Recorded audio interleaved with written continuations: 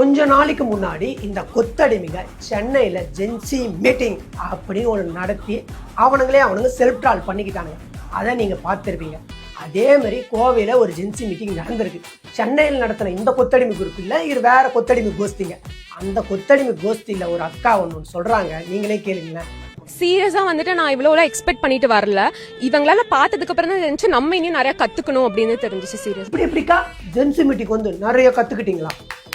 இந்த gen Z meeting attend பண்ண எல்லாரும் வாங்க, ரிஜிஸ்டர் பண்ணனாலும் பரவாயில்ல, எல்லாரும் வாங்கன்னு ப்ரொமோஷன் வீடியோ போட்டதே இந்த அக்கா. வணக்கம் ஜென்சி, வணக்கம் ஜென்சி. எப்ப ரெஜிஸ்டர் பண்ணலன்னு ரொம்ப கவலைப்பட்டுட்டு இருந்தீங்க. ரெஜிஸ்டர் பண்ணலினாலும் பரவாயில்ல, ஜென்சி வாங்க அங்க வந்து ரெஜிஸ்டர் பண்ணி. இந்த அக்கா யாருன்னா, அந்த ஜென்சி மீட்டிங் ஆர்கனைஸ் பண்ணாங்களா அந்த டீம்ல ஒன் ஆஃப் த மெம்பர் இந்த அக்கா.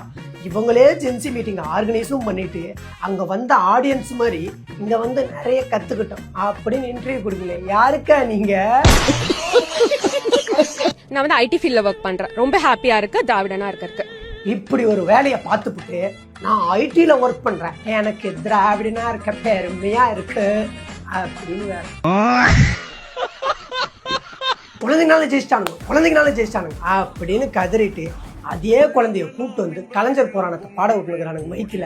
அந்த குழந்தை பேசிட்டு அதுக்கு ஃபயர் விட்டுனுக்குறானுங்க. ஏய் யாரா நீங்க, ஏன்டா இப்படி கோமாளித்தனமா பண்ணுகிறீங்க? ஒரு அக்கா உயிரை கொடுத்து பயங்கரமா பேசினுக்கிறாங்க. நம்ம 200 ரூபாய் ஊப்பியான வைஷ்ணவி அக்கா பேசாம தாவேக்காலே இருந்திருக்கலாம். இங்க வந்து இப்படி கொத்தடிமை ஆயிட்டுமே. கடைசி வரைக்கும் கொத்தடிமை தான் போல இருக்கு. உரைக்க சொல்லுவேன், ஒரு ஊப்பியா சொல்லுவேன்.